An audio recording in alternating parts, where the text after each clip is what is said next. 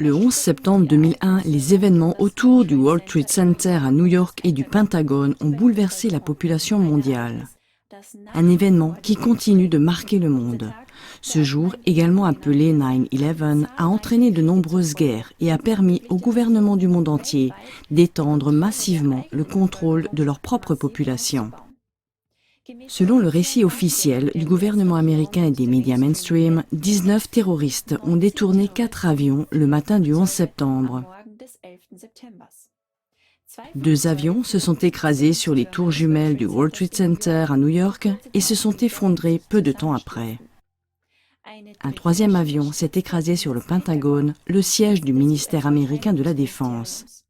Un 4e avion s'est écrasé près de Pittsburgh. Les attentats ont coûté la vie à 2989 personnes. Immédiatement après les attentats, le gouvernement américain et les médias ont présenté Oussama Ben Laden et l'organisation terroriste Al-Qaïda comme les auteurs des attentats. Premièrement, cette version officielle du gouvernement américain et des médias mainstream résiste-t-elle à un examen minutieux? De nombreux faits, avis d'experts, enquêtes et témoignages oculaires ébranlent très fortement la crédibilité de la version officielle du gouvernement. Effondrement des tours jumelles par démolition contrôlée. De nombreux résultats d'enquête et d'autres facteurs indiquent que l'explosion a été contrôlée. Par exemple, une équipe internationale de chercheurs dirigée par un chimiste, le professeur Niels Harrit de l'université de Copenhague, a trouvé au cours d'une étude scientifique de grandes quantités de nanothermites, un explosif, dans les décombres des tours jumelles. Dans un article scientifique sur leurs recherches, les chercheurs concluent que les 2 avions détournés n'ont pas provoqué les effondrements, mais que les explosifs ont été placés à l'avance dans les bâtiments.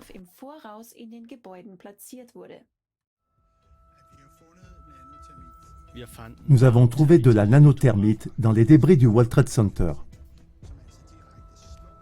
Elle peut faire exploser des choses et elle peut faire fondre des choses. Ces 2 attributs ont été probablement utilisés, d'après ce que je vois. Du métal en fusion s'écoule de la tour sud quelques minutes avant l'effondrement. Le concierge du World Trade Center, William Rodriguez, a fait cette déclaration frappante. La première explosion s'est produite au sous-sol B2. Il y avait 6 sous-sols dans le bâtiment avant même que l'avion ne frappe le bâtiment. J'étais là, j'ai sauvé des gens que j'ai aussi présentés à la commission du 11 septembre. C'est la commission qui a été créée pour enquêter sur tout ça. Mais ils n'ont pas été entendus une seule fois. J'ai été concierge pendant 20 ans. Et le 11 septembre, j'avais l'unique passe-partout. Les pompiers et les centaines de témoins oculaires qui ont fait état de dynamitage et d'explosion n'ont pas été pris en compte dans le rapport officiel du gouvernement. Quand je suis arrivé dans le hall, on a entendu comme des coups de feu, puis il y a eu 3 énormes explosions. Quand nous sommes entrés dans le hall, il était complètement détruit. Je pense qu'une bombe a explosé avant même que l'avion ne s'écrase sur le bâtiment. Sur le chemin du 8e étage, il y a eu une énorme explosion qui nous a fait reculer. Nous étions dans la cage d'escalier avec notre matériel. Et là, il y a eu une énorme explosion. Dans la version officielle du gouvernement, le fait que le béton des tours jumelles ait été pulvérisé par l'effondrement reste inexpliqué. Regardez les débris qui sont restés. Ce ne sont pas de gros morceaux d'acier ou de gros morceaux de béton. Ce sont de fines particules. Où sont passés tous les débris? Le béton a été pulvérisé.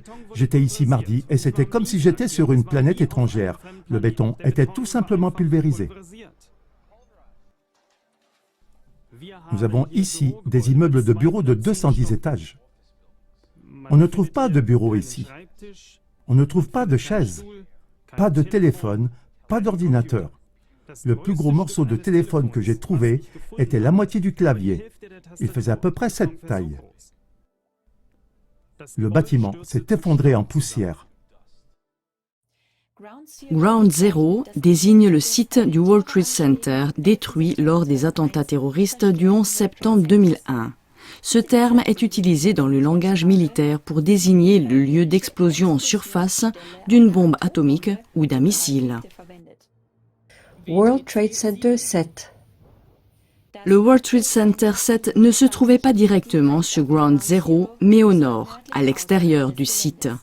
Très peu de gens savent que ce gratte-ciel s'est également effondré le 11 septembre, bien qu'il n'ait été touché par aucun avion.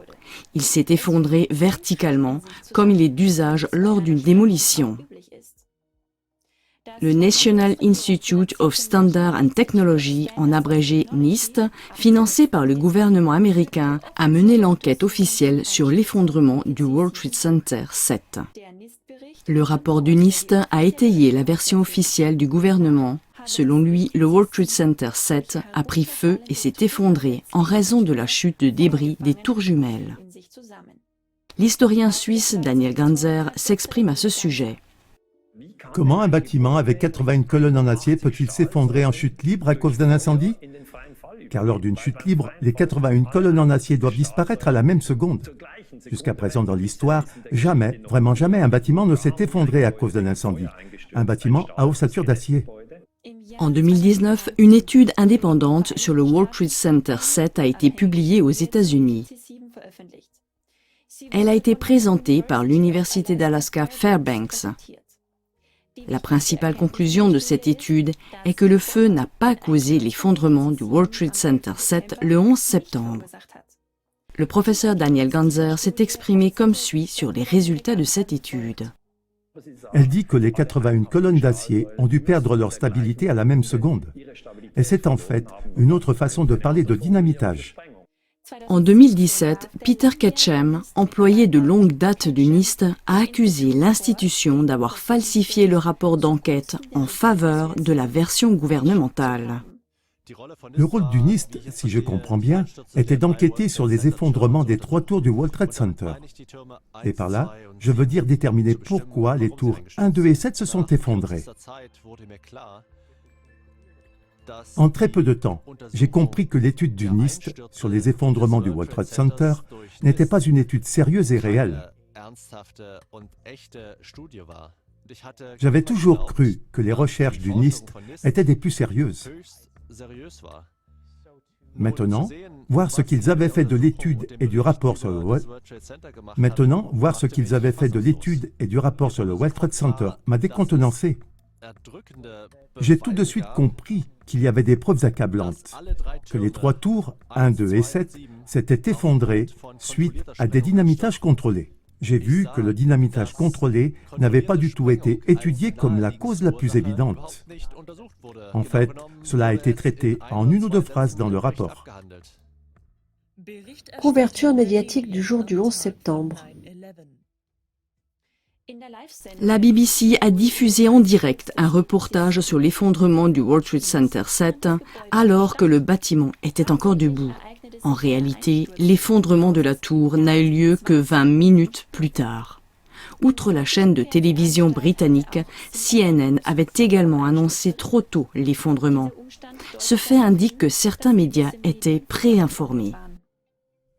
Deuxièmement, compte tenu de ces faits qui plaident en faveur d'une démolition contrôlée, les questions suivantes se posent inévitablement. Qui est le propriétaire du World Trade Center? Qui était responsable de la sécurité de ce complexe de bâtiments?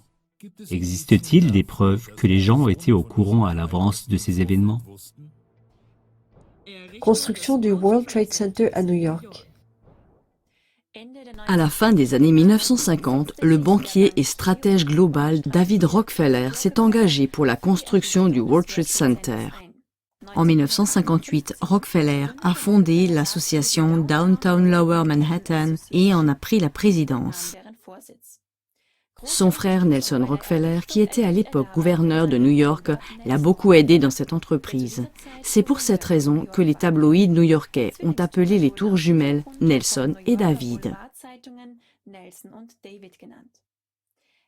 David Rockefeller, décédé en 2017, a siégé dès 1949 au conseil d'administration du Conseil des Relations extérieures qu'il a ensuite dirigé.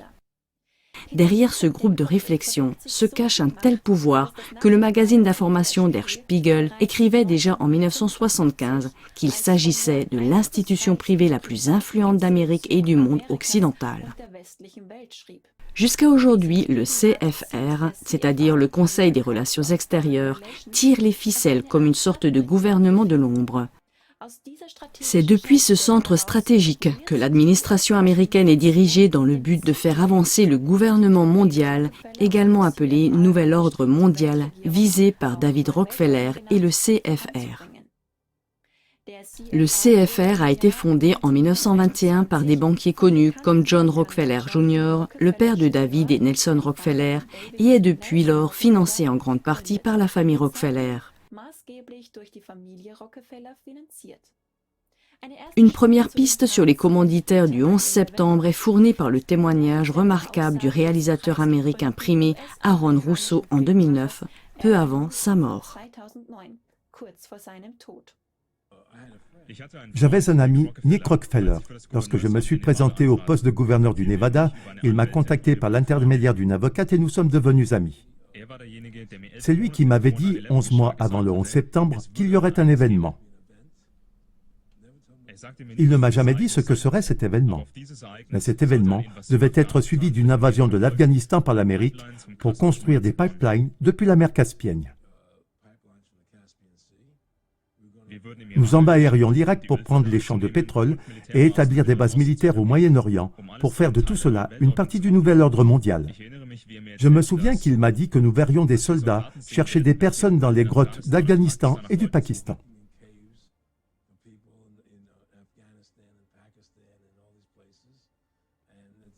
Il y aura cette guerre contre le terrorisme dans laquelle il n'y a pas de véritable ennemi.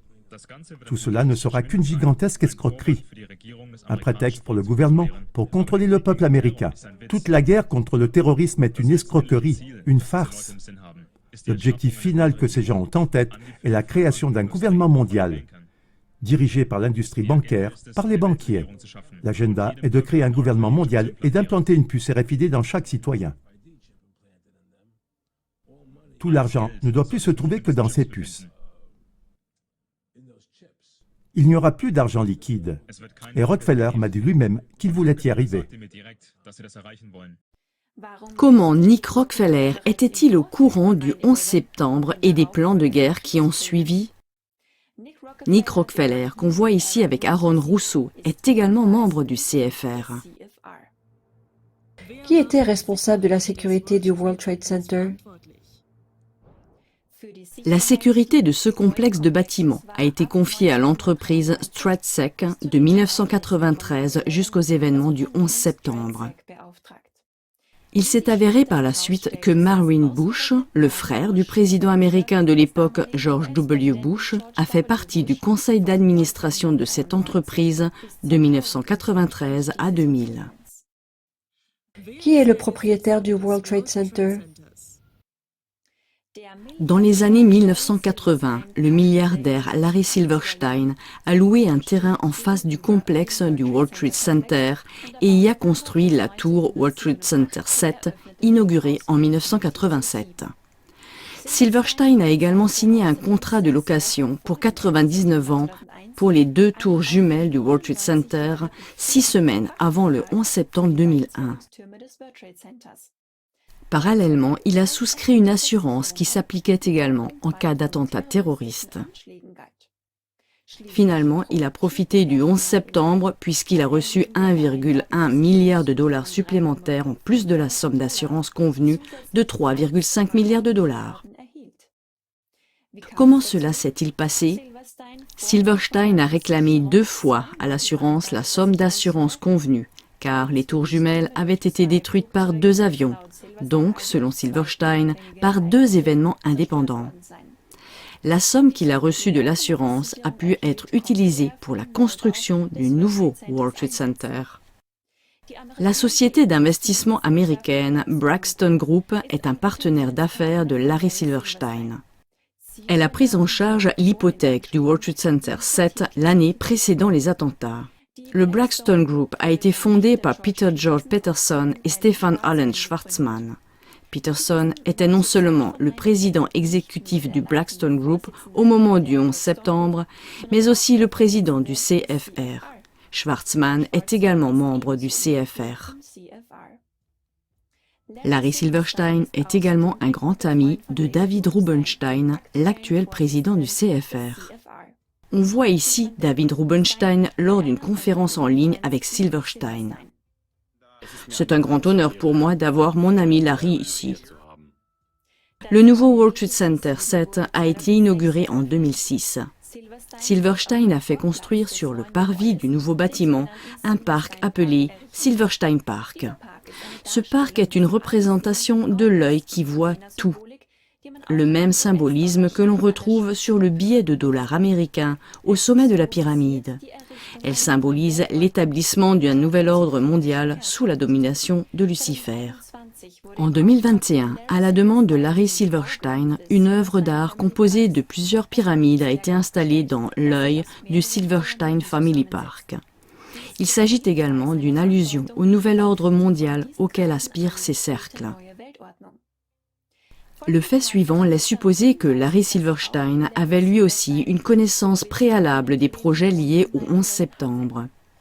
Dans les interviews, il a toujours déclaré qu'il passait habituellement ses matinées à prendre son petit déjeuner dans la tour nord du World Trade Center et à rencontrer les nouveaux locataires du bâtiment. Et précisément le matin du 11 septembre 2001, il se trouvait à l'extérieur du World Trade Center. Troisièmement, la commission officielle sur le 11 septembre a enquêté de 2002 à 2004 sur les causes et les arrière-plans du 11 septembre. Quel est le degré d'indépendance et de fiabilité de cette commission du 11 septembre? Y a-t-il des liens entre la commission du 11 septembre et les cercles de personnes mentionnées? En raison de l'énorme pression exercée par le public, le gouvernement américain s'est vu contraint de mener une enquête sur le 11 septembre en 2002. La commission du 11 septembre, qui a été créée par la suite, a toujours souligné l'indépendance de son enquête. Le président américain George W. Bush a d'abord refusé son accord pour une commission indépendante. En novembre 2002, la Maison-Blanche a finalement donné son accord, mais en prétextant que Bush lui-même désignerait le président de la commission. Bush a alors nommé l'ancien ministre des Affaires étrangères Henry Kissinger à la présidence de la commission. Ce dernier était l'un des amis les plus proches de David Rockefeller jusqu'à la mort de celui-ci et est considéré comme l'un des principaux stratèges mondiaux en ce qui concerne la mise en place d'un nouvel ordre mondial. Kissinger est également membre du CFR et a fait partie de son conseil d'administration de 1977 à 1981. Kissinger a dû démissionner après peu de temps de la présidence de la commission du 11 septembre car il ne voulait pas rendre publics les noms des clients de sa société de conseil aux entreprises. Il a également été accusé par les familles des victimes du 11 septembre d'entretenir des liens financiers et politiques avec l'Arabie saoudite, notamment avec la famille Ben Laden. Thomas Keane a alors été nommé nouveau président par le président Bush. Lee Hamilton est devenu le vice-président. Thomas Keane et Lee Hamilton sont tous deux membres du CFR. La commission du 11 septembre se chargeait principalement des auditions publiques des témoins et faisait des déclarations sur le déroulement de l'enquête. Le travail concret, à savoir la demande, la collecte et l'évaluation des documents pertinents, ainsi que la rédaction du rapport final, incombait à une équipe de 78 personnes. Celle-ci était dirigée par Philippe Zelikow, il en était le directeur exécutif. Zelikow a écrit l'histoire officielle du 11 septembre et comme on pouvait s'y attendre, Philippe Zelikow est lui aussi membre du CFR. En mars 2004, le journaliste Jim Mann a révélé que Zelikow avait plaidé pour le renversement de Saddam Hussein et qu'il avait rédigé en septembre 2002 le document stratégique par lequel Bush a légitimé la guerre en Irak en 2003. Zelikow a toujours été accusé d'utiliser la commission du 11 septembre pour justifier la guerre en Irak. Le professeur Heiko Schöning, écrivain et médecin, a décrit le travail de la commission du 11 septembre dans son livre Game Over de la manière suivante. Pour tous ceux qui ont conservé un peu de bon sens, il suffit de prendre connaissance d'une seule audition parlementaire, celle du lundi 26 janvier 2004. Le directeur exécutif de la commission d'enquête gouvernementale sur le 11 septembre, le Dr Philippe Zelikow, et son assistante Susan Ginsburg ont montré un passeport prétendument retrouvé, presque intact, d'un pirate de l'air qui aurait percuté une tour du World Trade Center à New York. Pourquoi prétendument? Parce que physiquement, c'est impossible. En 2011, le journaliste Paul Greg Roberts est arrivé à la conclusion suivante. La commission n'a pas convoqué de témoins importants et n'a entendu que des témoins qui confirmaient le point de vue du gouvernement, afin d'occulter politiquement et de manière contrôlée les événements réels. La réaction de George W. Bush est également frappante. L'interrogatoire de sa conseillère à la sécurité, Condoleezza Rice, par la commission du 11 septembre, a eu lieu le 8 avril 2004. Cependant, Bush ne l'a autorisé à témoigner qu'à la condition que la commission ne l'interrogerait pas, lui ou le vice-président Dick Cheney, publiquement. Il l'interrogerait sans prêter serment et sans enregistrement. L'audition du président Bush et de son vice-président Dick Cheney sur le 11 septembre s'est finalement déroulée à huis clos et sans prestation de serment. George W. Bush a également longtemps refusé de déclassifier les rapports des services de renseignement qu'il avait reçus dans les semaines précédant les incidents du 11 septembre. La Maison-Blanche n'a autorisé que les deux commissaires, Philippe Zelikow et Jimmy Gorelick, à consulter les rapports des services secrets que Bush avait reçus. Outre Zelikow, Jimmy Gorelick est également membre du CFR. Qui s'en étonnera? Le sénateur Max Cleland s'est fermement opposé à cette censure de l'accès au dossier et a donc annoncé en décembre 2003 qu'il quittait la commission. Il a été remplacé par Bob Kerrey, également membre du CFR. Outre la commission du 11 septembre, la CIA et le FBI ont enquêté sur les causes du 11 septembre. Au moment du 11 septembre, la CIA était dirigée par George Tenet. Il a clairement indiqué qu'il existait des tabous pour les recherches dans certains domaines. George Tenet est également membre du CFR. Robert Mueller a été directeur du FBI de 2001 à 2013. Il a été nommé à ce poste par le président George W. Bush. Robert Mueller est également très proche du CFR. On le voit ici lors d'une réunion du CFR. Quatrièmement, le 11 septembre a été le déclencheur de la guerre contre le terrorisme. Ce n'est qu'après avoir suscité la peur du terrorisme parmi la population américaine et le monde occidental que les actions militaires menées par les États-Unis ont été acceptées. Le 20 septembre 2001, le président américain Bush a annoncé dans un discours la guerre contre le terrorisme. Notre guerre contre le terrorisme commence avec Al-Qaïda. Mais elle ne s'arrêtera pas là. Les Américains ne doivent pas se préparer à une bataille, mais à une campagne de longue durée, comme nous n'en avons jamais encore connu jusqu'à présent. Moins de 4 semaines après le 11 septembre, les États-Unis et la Grande-Bretagne ont lancé des opérations militaires en Afghanistan. Plusieurs villes ont été attaquées par les airs. 240 000 morts et 5,5 millions de personnes en fuite, tel est le cruel bilan après 20 ans de guerre en Afghanistan. En 2003 a eu lieu l'attaque contre l'Irak. Le président américain Bush a accusé l'Irak de soutenir des terroristes et de posséder des armes de destruction massive.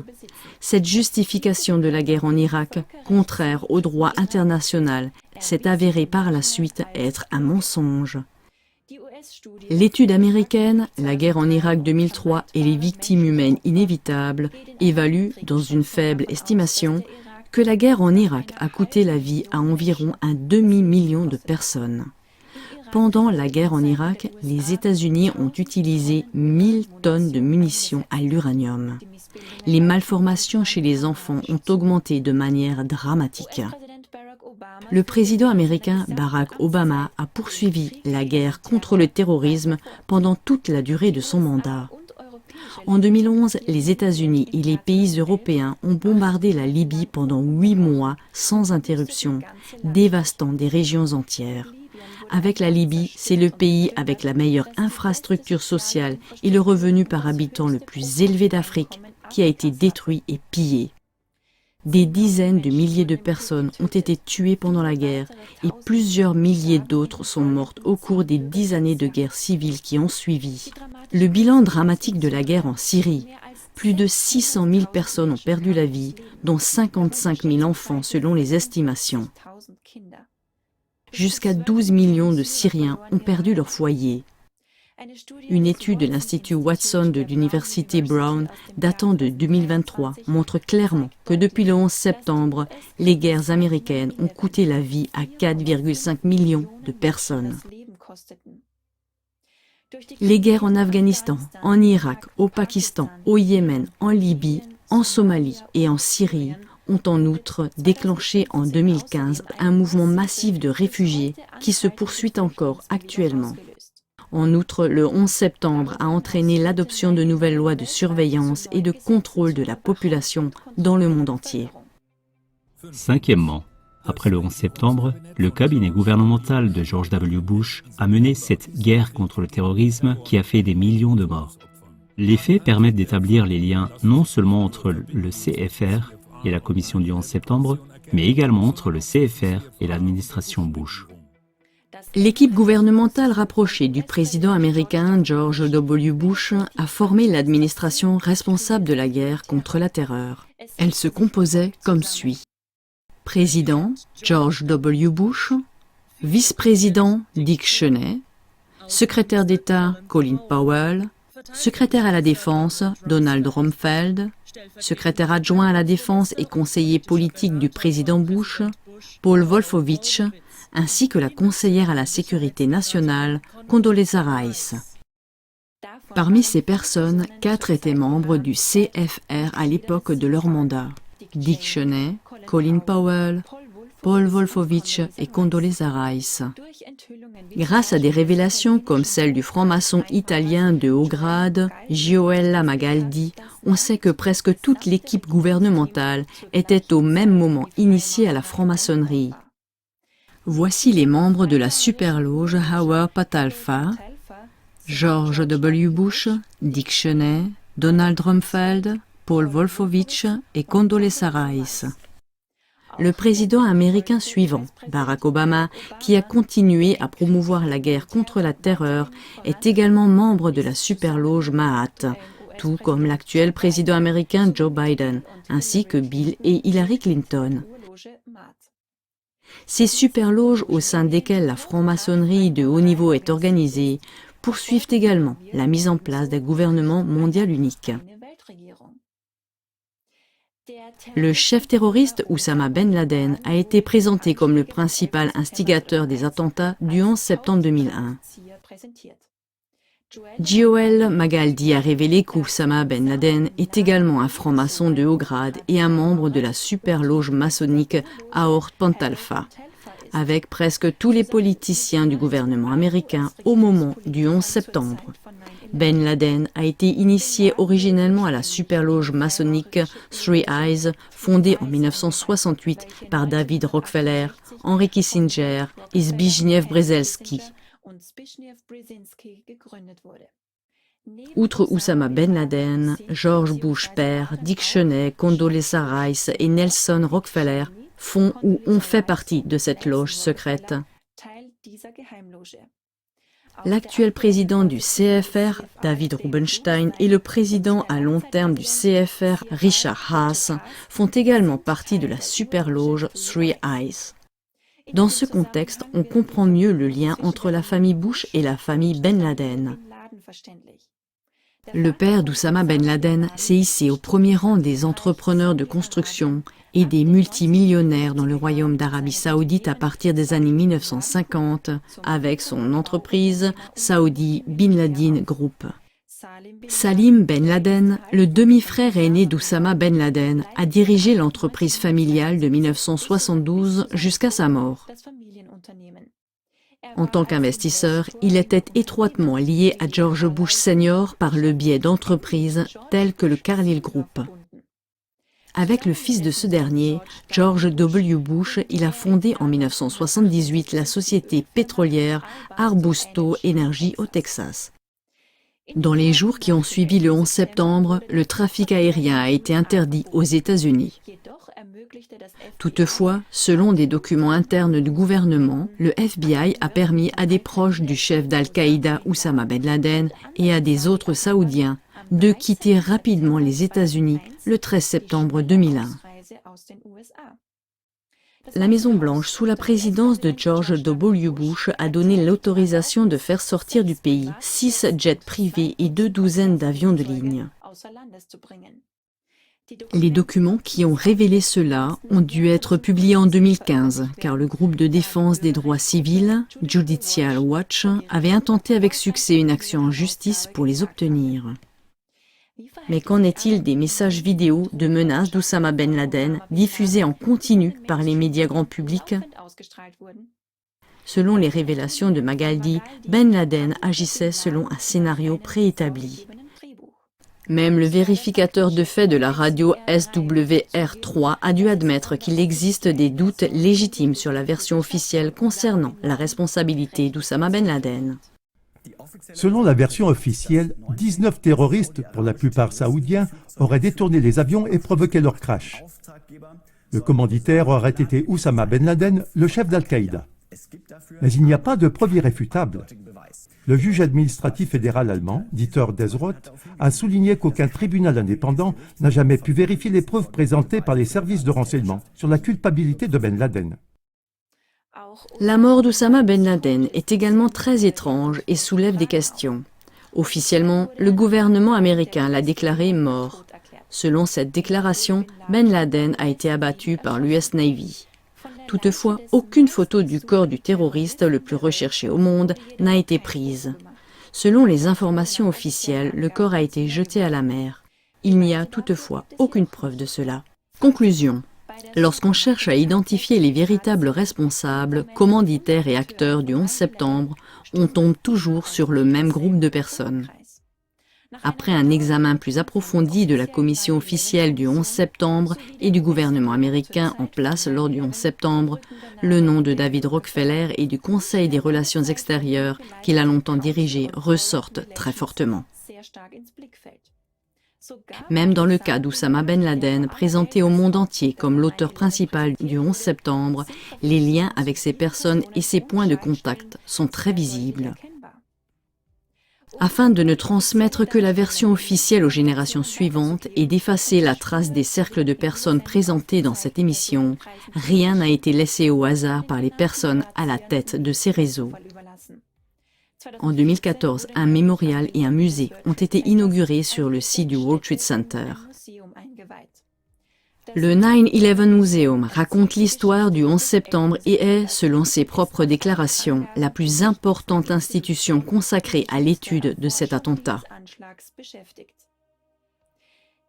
David Rockefeller était membre d'honneur du jury qui a choisi l'architecture du mémorial du World Trade Center.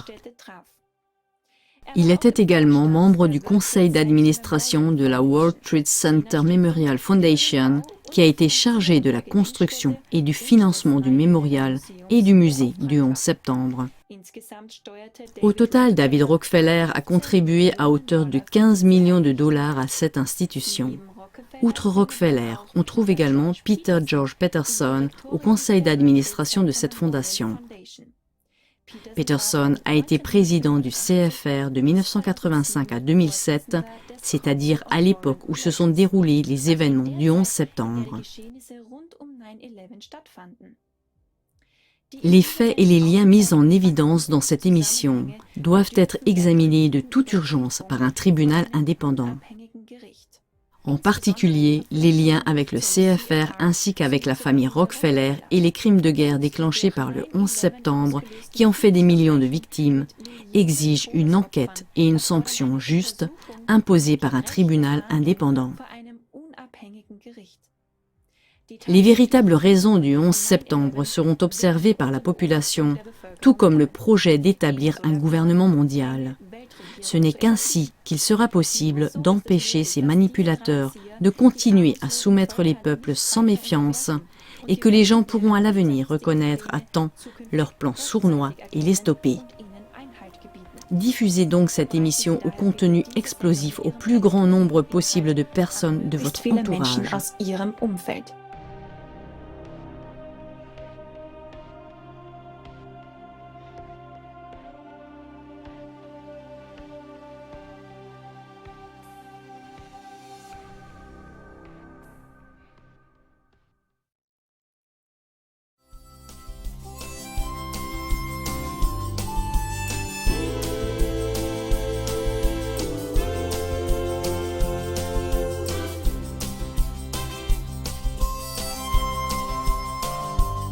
Zwei Türme fielen und mit ihnen meine Sicht auf die Welt. Konstruiert waren sie aus Stahl, an denen alles zerschellt. 2 Maschinen aus Alu kann man angeblich danken, dass 3 Türme frei im Fall in die Tiefe sanken. WTC 7 nicht getroffen, doch fiel auch in sich zusammen. Und schuld waren nach Jahren wohl die heißen Flammen. Auch das Pentagon getroffen von einem Profi-Piloten. Und wer das hinterfragt, wird zum Verschwörungsidioten. Der Wind hat sich gedreht, ihr habt euch selbst geschadet. Doch wenn ihr euch mit euren Lügen noch in Sicherheit badet, kein Mensch glaubt euch mehr, auch wenn ihr es vielleicht denkt. Jeder weiß, ihr selbst habt das World Trade Center gesprengt. Ja, gesprengt und zwar von euch, nicht vom Terror zerstört.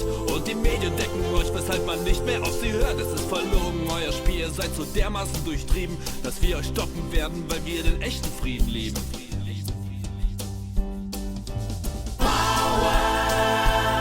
Auch wenn wir hart getroffen sind, gehen der Welt die Augen auf, denn vorher waren die meisten blind. Es ist die Power, die ihr für euch beansprucht habt, teleposiert jetzt in uns allen, während eure Kräfte wie die Türme fallen. Ja, sie fallen, was soll ich sagen, damit kennt ihr euch aus. Nach Afghanistan schicktet ihr sofort Soldaten raus, habt gequält und misshandelt und den Krieg installiert, Drogenfelder einkassiert und davon profitiert. Dann die Lüge, der Irak hätte nukleare Waffen. Damit machtet ihr euch militärisch im Irak zu schaffen. Hunderttausende Tote, ein Land dem Erdboden gleich. Obwohl ihr dort nichts fandet, hat der Verdacht gereicht. Und weiter ging's in all die Länder, die ihr danach zerstörtet, ausgeplündert und geraubt, das was euch nicht gehörte. Ernte, was du siehst und sieh zu, wie du alles verlierst, wenn du heute noch wie ein Raubtier all die Dinge kassierst, die dir niemals gehörten, während du Leben zerreißt und dabei vor aller Welt den falschen Frieden verheißt. Es ist ein Spiel mit Feuer und ihr habt euch dabei verschätzt, weil euer krankes Handeln in uns neue Power freisetzt. Oh.